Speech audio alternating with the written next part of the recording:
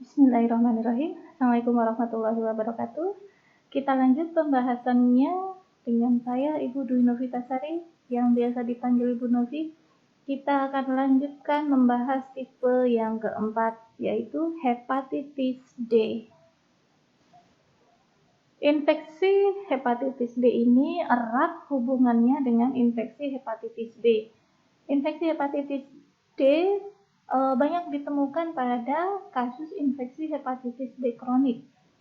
Infeksi HDV ini hanya terjadi pada individu dengan risiko infeksi HBV, yaitu koinfeksi maupun superinfeksi. Penularannya, transmisinya ini mirip dengan HBV, yaitu melalui darah, permukosa, perkutan parenteral, seksual, dan sedikit dari perinatal, ibu ke bayi baru lahirnya. Untuk morfologi virus hepatitis D ini adalah virus RNA yang sangat kecil. Virionnya sekitar 36 nanometer. Terdiri atas genom RNA single strand dan kira-kira ada 60 kopi antigen delta yang merupakan satu-satunya jenis protein dikode oleh HDV ini. Antigen delta bisa terdiri dari dua jenis, yaitu large dan small. Virion dari HDV,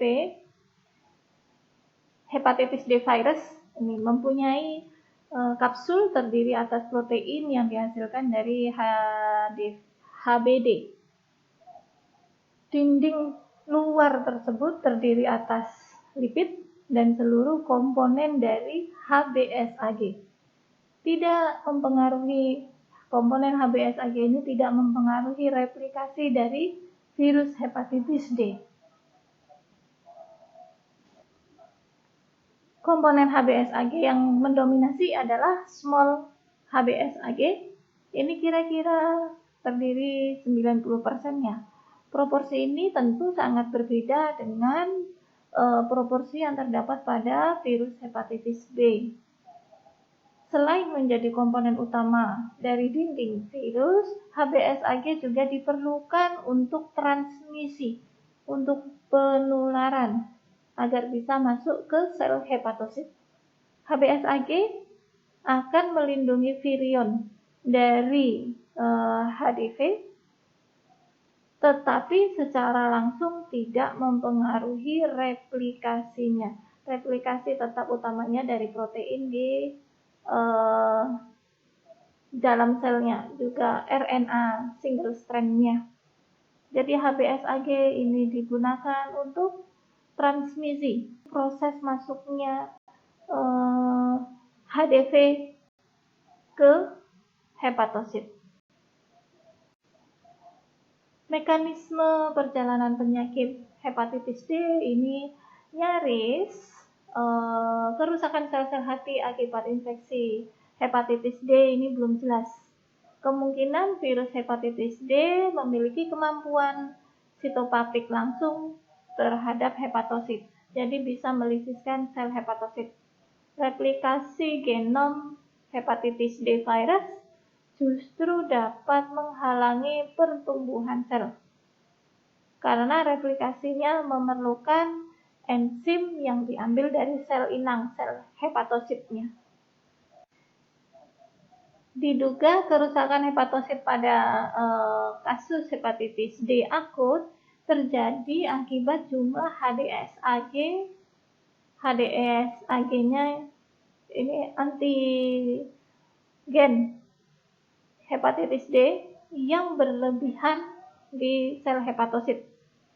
Virus hepatitis D juga berperan penting sebagai kofaktor yang dapat menimbulkan kerusakan hepatosit yang lebih lanjut. Sudah rusak oleh hepatitis virus B, nah ini akan semakin rusak oleh virus hepatitis D. Gejala-gejalanya infeksi hepatitis D hanya terjadi bila bersamaan dengan infeksi virus hepatitis B. Gejala klinis secara umum bisa dibagi menjadi koinfeksi, superinfeksi, dan laten. Disebut fase koinfeksi bila infeksi HDV ini terjadi bersama-sama secara simultan dengan HBV. Sedangkan superinfeksi bila infeksi hepatitis B virus terjadi pada pasien infeksi kronik hepatitis B virus. Koinfeksi akan dapat menimbulkan baik hepatitis akut B maupun hepatitis akut D. Sebagian besar koinfeksi virus hepatitis B dan D akan sembuh spontan. Kemungkinan menjadi hepatitis kronik D kurang dari 5%. Jadi akan menjadi kronik, hepatitis D kronik dengan prevalensi yang sangat kecil. Masa inkubasi hepatitis akut D itu sekitar 3-7 minggu. Keluhan pada fase praikterik biasanya merasa lemah, ini keluhan yang umum pada hepatitis, tidak suka makan, mual, dan keluhan-keluhan seperti flu, ya, mialgia, nyeri sendi.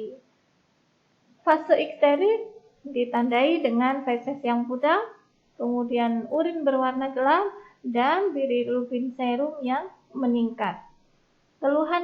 Kelemahan umum dan mual dapat bertahan lama, bahkan hingga fase penyembuhan. Pada fase superinfeksi virus hepatitis D, pada hepatitis kronik B biasanya akan menimbulkan hepatitis akut yang berat. Masa inkubasi yang pendek, kira-kira 80% pasien akan berlanjut menjadi hepatitis kronik D.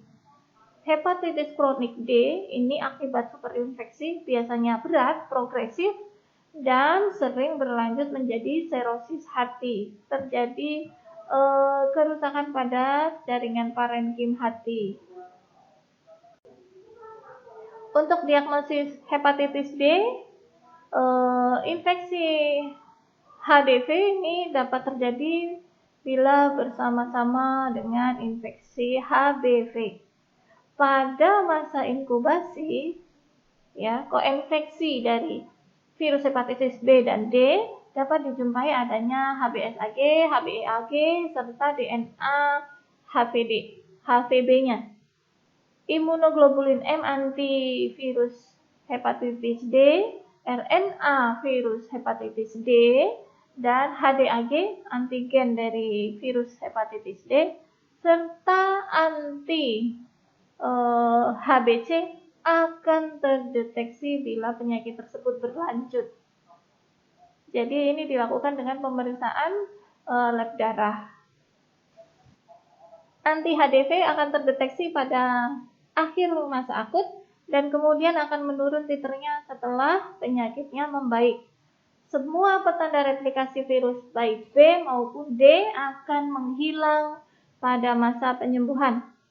Untuk imunoglobulin G maupun IgM anti-HDV dapat bertahan sampai beberapa bulan, bahkan beberapa tahun setelah sembuh.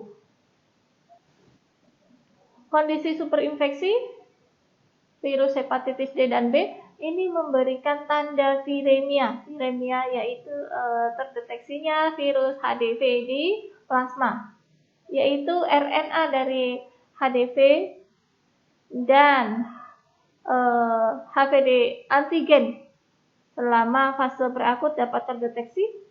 Selama fase akut didapatkan imunoglobulin anti-HDV dan imunoglobulin anti-HDV dalam titer yang tinggi, dan keduanya dapat bertahan seterusnya pada infeksi yang persisten. Untuk penata laksanaan hepatitis D, ini infeksi dapat sembuh secara spontan. Tidak diperlukan obat-obatan yang spesifik seperti interferon, gitu tidak diperlukan. Bisa diberikan pengobatan yang sesuai dengan simptomatiknya saja. Mempertahankan asupan kalori cairan yang adekuat, menghindari konsumsi alkohol, aktivitas yang berlebihan dikurangi, ya pembatasan aktivitas. Dan ini tadi tidak ada pengobatan spesifik untuk hepatitis D karena dia bisa sembuh spontan. Bagaimana pencegahannya? Ini pun tidak ada vaksinasi. Vaksinasi terhadap hepatitis D masih dikembangkan. Pencegahan terhadap HDV hanya efektif terhadap mereka yang mungkin masih dicegah dari infeksi virus hepatitis B. Artinya yang dapat dicegah adalah koinfeksi dari virus hepatitis D dan B. Sedangkan untuk mencegah superinfeksi hingga saat ini belum ditemukan cara yang efektif. Begitu saja singkat kajian tentang hepatitis D. Kita lanjut untuk hepatitis E ya. Assalamualaikum warahmatullahi wabarakatuh.